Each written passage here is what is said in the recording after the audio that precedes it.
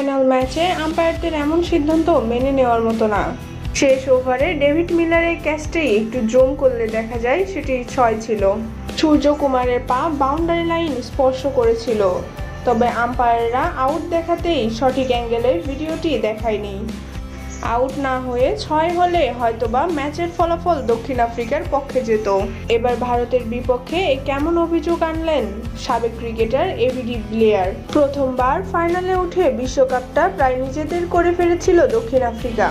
শেষে 30 বল থেকে 32 রান করতে না পেরে হলো না স্বপ্ন পূরণ।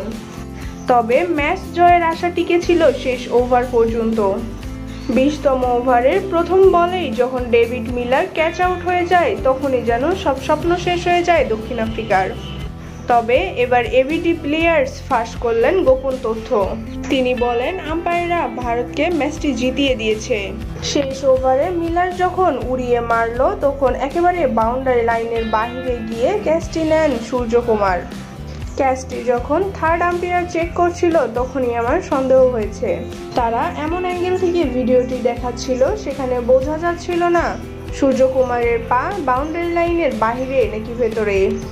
পরে ভিডিওটি আমি আবার জুম করে দেখেছি, এটা স্পষ্ট নট আউট এবং 6 ছিল, কেননা ফিল্ডারের পা বাউন্ডারি লাইনে স্পর্শ করেছিল, কিন্তু আম্পায়াররা সেটা আউট দিল। এটি আউট না হয়ে 6 হলে ম্যাচের ফলাফল ভিন্ন হতে পারত। তাদের একটি ভুল সিদ্ধান্ত আমাদের বিশ্বকাপ থেকে বঞ্চিত করলো। ভারতের সাথে ম্যাচ হলে এরকমটাই কিছু হবে আগেই অনুমান করে রেখেছিলাম।